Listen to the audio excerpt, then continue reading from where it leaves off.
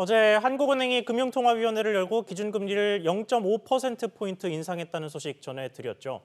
이 통화당국이 한꺼번에 0.5%포인트나 금리를 올리면서 시중은행들의 대출금리 인상으로도 이어지고 있습니다.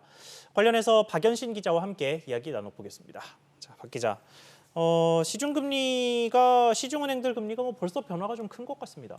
네, 우선 대출 금리가 오르는데요. 기준금리가 오르기 시작했던 지난해 8월부터 5차례 기준금리 인상으로 지난해 8월 4%대였던 4대 시중은행의 주택담보대출과 신용대출 금리 상단은 현재까지 각각 6%와 5%로 올랐습니다.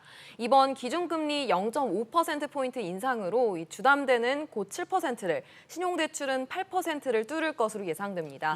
이렇게 되면 이자 부담도 느는데요. 주담대 금리가 약 7%까지 오를 경우 30년 만기에 연 5%로 3억 원을 빌린 사람이라면 이 사람의 매월 원리금 상환액 부담은 지금보다 40만 원 정도 늘어납니다. 네, 저 어제 박 기자랑 저랑 같이 듣기는 했습니다만 이창용 하는 총재가 연말까지 계속해서 기준금리를 올릴 거라는 식으로 이야기를 했단 말이죠. 그러면 기준금리 3%도 갈 수 있는 것 아니냐 이런 식의 이야기가 나오는데 이게 또 바로바로 대출금리 같은 것들에 반영이 되는 거죠? 네, 그렇습니다. 이창용 한국은행 총재는 앞으로 이 남은 3차례의 금통위에서 기준금리를 0.25%포인트씩 점진적으로 인상하는 것이 바람직하다는 의견을 밝혔는데요.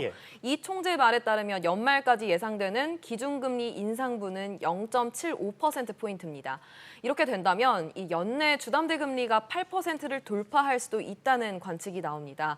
이 8%대 주담대 금리가 현실화한다면 이는 2008년 금융위기 이후 14년 만의 일이 됩니다.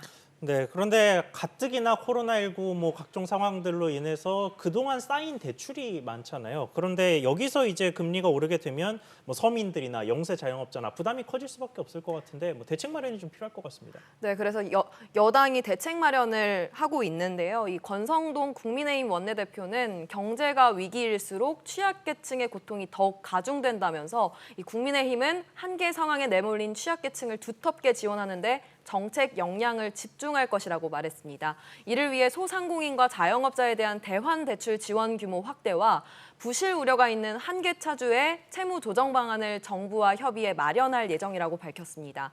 이외에도 여당은 주택가격 4억 원 이하로 시행 중인 안심 전환 대출을 놓고 대상 주택을 확대하는 방안도 검토해달라고 정부에 요청했습니다. 네, 박 기자 잘 들었습니다.